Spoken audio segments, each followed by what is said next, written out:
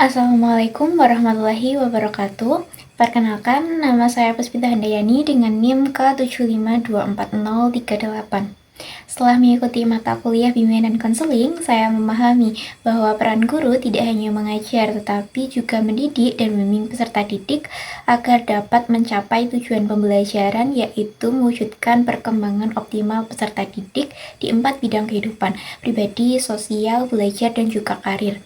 Selain itu, saya juga memahami bahwa kolaborasi antara guru BK, guru mata pelajaran, wali kelas, kepala sekolah, teman sebaya, orang tua, dan juga seluruh warga sekolah sangat diperlukan demi mewujudkan bimbingan dan konseling yang efektif bagi peserta didik.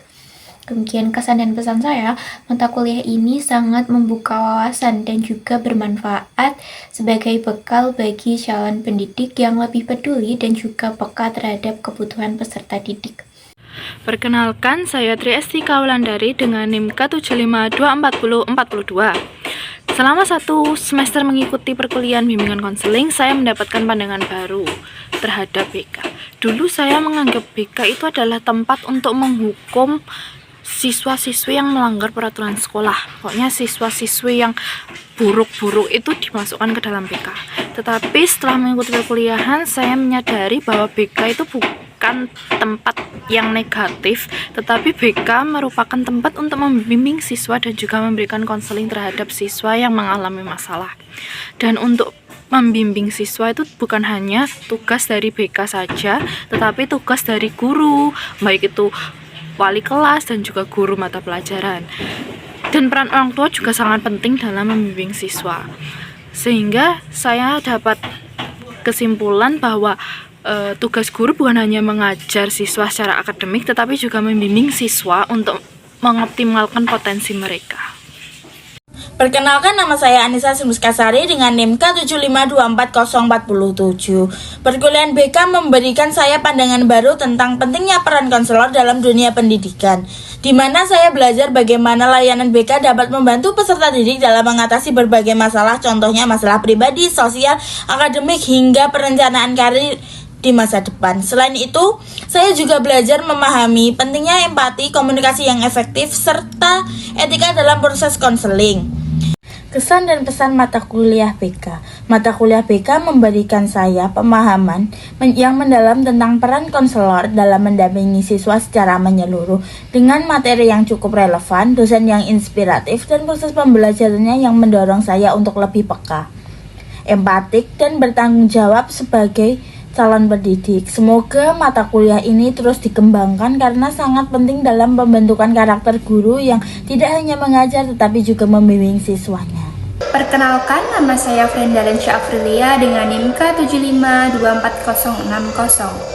Selama saya mengikuti mata kuliah bimbingan konseling, saya menjadi tahu ternyata BK di sekolah itu tidak hanya mengurusi siswa yang bermasalah saja, tetapi mempunyai peran penting dalam membantu perkembangan siswa tersebut secara menyeluruh, baik dalam bidang akademik, pribadi, sosial, sampai karir. BK juga tidak bisa bekerja secara sendiri, tetapi memerlukan kolaborasi antara berbagai pihak, seperti guru mata pelajaran, guru wali kelas, orang tua, bahkan pihak sekolah secara menyeluruh.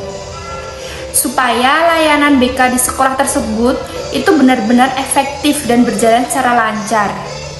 Nah, dari perkuliahan ini saya juga sadar bahwa saya dari Prodi Pendidikan Administrasi Perkantoran itu ternyata tetap bisa berkontribusi di dalam dunia BK. Misalnya dengan membantu mengatur administrasi dalam layanan BK di sekolah ataupun ikut terlibat dalam perencanaan program-programnya. Jadi ngerasa ilmu administrasi itu nyambung dan bermanfaat bagi banyak hal, terutama BK. Perkenalkan, saya Helen Vicky Monalisa dengan NIM K75240063. Di sini saya akan memberikan kesan dan pesan saya selama mengikuti mata kuliah bimbingan konseling selama 1 semester ini. Yang pertama adalah kesan. Kesan saya selama mengikuti mata kuliah bimbingan konseling ini tentunya sangat seru sekali. Saya mendapatkan banyak pengetahuan baru mengenai cara memahami karakteristik peserta didik dan juga cara untuk memberikan solusi kepada peserta didik yang memiliki masalah. pesan saya untuk mata kuliah bimbingan konseling ini semoga kedepannya semakin interaktif lagi, semakin variatif pembelajarannya, dan juga semakin banyak menganalisis kasus-kasus terbaru yang terkait dengan bimbingan konseling, agar mahasiswa juga mengetahui dan siap untuk menerapkan ilmu bimbingan konseling ini ke sekolah-sekolah nantinya. Terima kasih. Wassalamualaikum warahmatullahi wabarakatuh.